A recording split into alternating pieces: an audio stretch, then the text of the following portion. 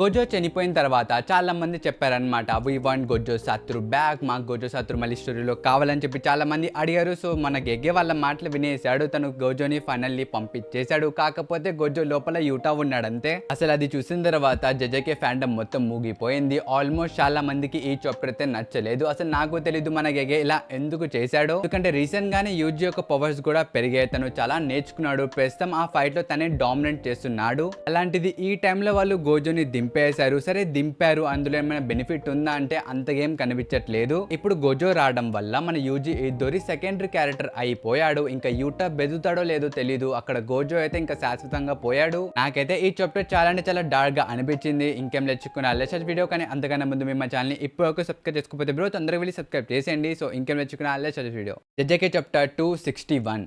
Previous chapter ఎక్కడైతే end అయిందో ఈ చాప్టర్ కూడా అక్కడి నుంచి స్టార్ట్ అయింది. మన యూజీ ఇద్దరి సుకున యొక్క చెస్ట్ లో పొడి చేయడానికి చూస్తాడు. దాని నుంచి తప్పించుకోవడానికి మన సుకున తన డొమైన్ ఎక్స్పెన్షన్ ని ఓపెన్ చేయడానికి వెళ్తాడు. కానీ అప్పుడే మన సుకున రిలైజ్ అయ్యి కొంచెం పక్కకు చూస్తాడు అనమాట. అక్కడైతే ఉంటాడు మన గోజో సాత్రు. తన్ని చూడంగానే సుకున యొక్క ఫేస్ చూడండి బ్రో, తను భయపడిపోయాడు. పైగా తను చెప్తాడనమాట, ఇది గోజో సాత్రు కాదు, ఇట్ ఈస్ ఇంపాసిబుల్ అని చెప్పి తను అంటాడు. కానీ అప్పుడే తను సరిగ్గా చూస్తాడు, తనకైతే అర్థమైంది అది ఎవరు. వెంటనే మన సుకున యూజీ ఇద్దరిని పక్కకి నెట్టేసి తను చెప్తాడు, నన్ను క్షమించు, నేను అండర్ ఎస్టిమేట్ చేశా, నువ్వు ఇంతకి తెగిస్తావని నేను అనుకోలేదు, యూటా ఒక్కసు అని చెప్పి తను అంటాడు. దాని తర్వాత మనకి తెలిసింది గోజో లోపల ఉంది మన యూటా. తనైతే కెంజాకు యొక్క టెక్నిక్ ని ఉపయోగించి తన గోజో లోపలికి వచ్చాడు.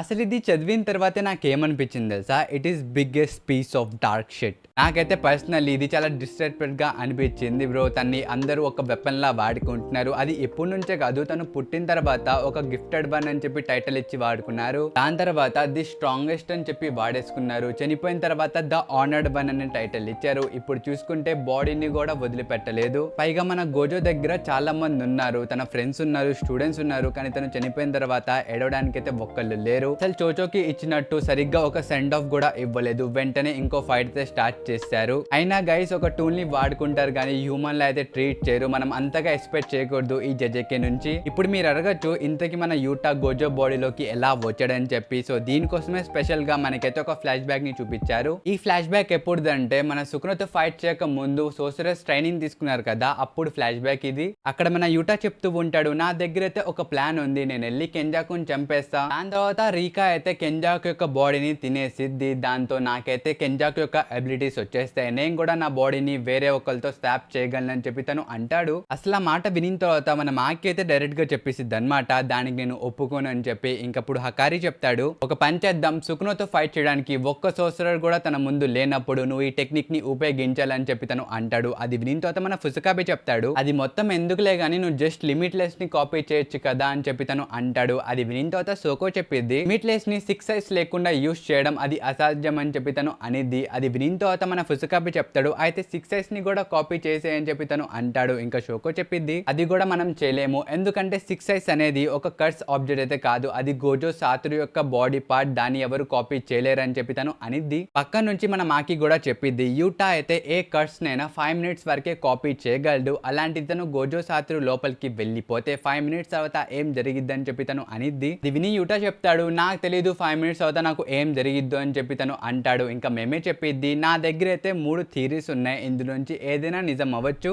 ఫస్ట్ వచ్చేసి యూటా తన యొక్క సోల్ అలాగే గోజో సాత్రు యొక్క బాడీని మెయింటైన్ చేయకపోతే యూటా చనిపోతాడు. ఇంకా సెకండ్ వచ్చేసి యూటా గోజో యొక్క బాడీని యూస్ చేయగలడు కానీ మెల్లిమెల్లిగా తను చనిపోతాడని చెప్పి తను అనిద్ది. ఇంకా థర్డ్ వచ్చేసి మన యూటా తన కర్స్ టెక్నిక్ ని పర్మనెంట్ గా లూజ్ చేసేసి తను జీవితాంతం గోజో సాత్రు యొక్క బాడీలోనే నివసించాల్సి వచ్చిందని చెప్పి తను అనిద్ది. కానీ గైస్ ఇక్కడ వీళ్ళు మాట్లాడుకుంటున్నారు కదా, ఇది మొత్తం నాకు నచ్చలేదు అనమాట బ్రో. అక్కడ ఫైటే స్టార్ట్ అవ్వలేదు, వీళ్ళు ఇక్కడ బ్యాకప్ ప్లాన్ మీద బ్యాకప్ ప్లాన్. ఇది బ్యాకప్ ప్లాన్ కూడా కాదు, ఇది ప్లాట్ ఆర్మర్ నే వాడేస్తున్నాడు మన గేగే. అంటే మీరే ఆలోచించండి బ్రో, అసలు ఎన్ని బ్యాకప్ ప్లాన్స్ ఫైట్ స్టార్ట్ అయినప్పటి నుంచి ఇప్పటి వరకు మొత్తం బ్యాకప్ ప్లాన్లే. పైగా వీళ్ళు ప్లాన్ చేసినట్టే అక్కడ మొత్తం జరుగుతుంది. So guys back to chapter. దీని తర్వాత మన ఫుసకాబే చెప్తాడు, ఇది మొత్తం నాకు హ్యూమన్లీగా అనిపించట్లేదు అని చెప్పి తను అంటాడు. అది వినిన తర్వాత మన యూటాకి కొంచెం కోపం వచ్చింది అనమాట. తను చెప్తాడు, ఐ థింక్ మీ అందరూ మర్చిపోయారేమో, మనం హిస్టరీలోనే స్ట్రాంగెస్ట్ సోర్సరర్ తో ఫైట్ చేస్తున్నాం రోమన్ సుకున. అలాంటి తోటితో ఫైట్ చేయాలంటే మనం హ్యూమానిటీ పక్కన పెట్టి మనం కూడా ఒక మోన్స్టర్ లా మారాలి. అసలు ఈ ఫైట్ ని గెలవడానికి నేను ఒక మోన్స్టర్ లా మారాల్సి వస్తే నేను మారిపోతా అని చెప్పి తను అంటాడు. పైగా అందరికి గట్టి చెప్తాడు అనమాట.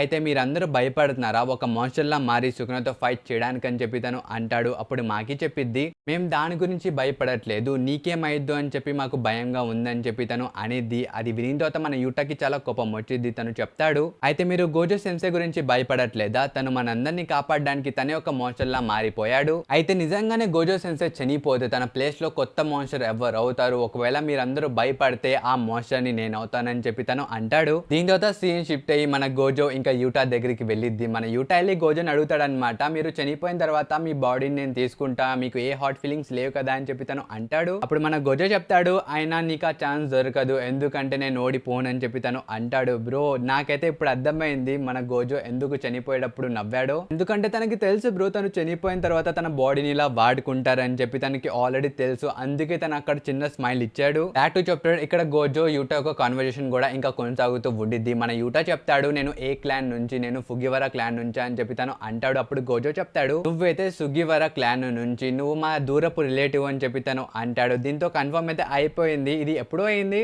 ఇక్కడ మనకి ఇంకోసారి మెన్షన్ చేశారు. సో మన యూటా అయితే దూరపు రిలేషన్ అన్నమాట మన గోజో సాత్రుకి. దాని తర్వాత మన గోజో అయితే ఆ హైయర్ అప్స్ రూమ్ లోకి అయితే వెళ్తాడు. వెళ్ళి ఏం చేస్తాడు మీ అందరు తెలిసిందే, వాళ్ళందరినీ చంపేస్తాడు. వాళ్ళ స్టూడెంట్స్ కి ముందే చెప్తారనమాట, మీరైతే లోపలికి రామాకండని. ఎందుకంటే మన గోజోకి ఇష్టం లేదనమాట మన గోజో యొక్క అలాంటి ఫేస్ ని తన స్టూడెంట్స్ విట్నెస్ చేయడం. అందుకనే వాళ్ళ స్టూడెంట్స్ ని అక్కడ ఉండమని చెప్పి తను లోపలికి వెళ్తాడు. ఇంకా దీని తర్వాత సీన్ షిఫ్ట్ చేసి మనకైతే యూటాని చూపిస్తారనమాట. అక్కడ చూసుకోవచ్చు తనైతే 2 ముక్కలై పడిపోయాడు. కానీ థ్యాంక్స్ టు రీకా తనైతే బ్రతుకున్నాడు అనమాట. తను రీకాని ఉపయోగించి తన కాన్షియస్నెస్ ని మెయింటైన్ చేసి ఉంచాడు. పైగా తను చెప్తాడనమాట, నేనైతే నా లిమిట్ లో ఉన్నా, ప్లీజ్ తొందరగా ఈ ఆపరేషన్ ని ఖతం చేయని చెప్పి తను అంటాడు. అక్కడ షోకో కూడా చూసుకోవచ్చు, తనైతే మొత్తం రెడీ చేస్తూ ఉండిద్ది. అక్కడ గోజో సాత్రు యొక్క హెడ్ కూడా మనం చూసుకోవచ్చు. రెండో వైపు మన షోకో కూడా గోజో యొక్క బాడీని మళ్ళీ నార్మల్ చేసేసిద్ది అనమాట. అంటే కుట్టేసి మళ్ళీ జాయిన్ చేసేసిద్ది. దీంతో వాళ్ళ ప్రాసెస్ కూడా స్టార్ట్ చేస్తారు. యూటా యొక్క బ్రెయిన్ తీసి గోజో లోపల పెట్టేస్తారు అనమాట. అక్కడ యూటా యొక్క బాడీ సోల్ తన బ్రెయినే అయిపోయింది. ఇది అన్నమాట దాని హోల్ స్టోరీ. యూటా ఎలా గోజో బాడీలోకి వచ్చాడో. దీని తర్వాతే మన గోజో కూడా తన డొమైన్ ఎక్స్పెన్షన్ ని ఓపెన్ చేస్తాడు, లిమిట్లెస్ నుంచి మన సుకునో కూడా తన ష్రైన్ ని ఓపెన్ చేస్తాడు.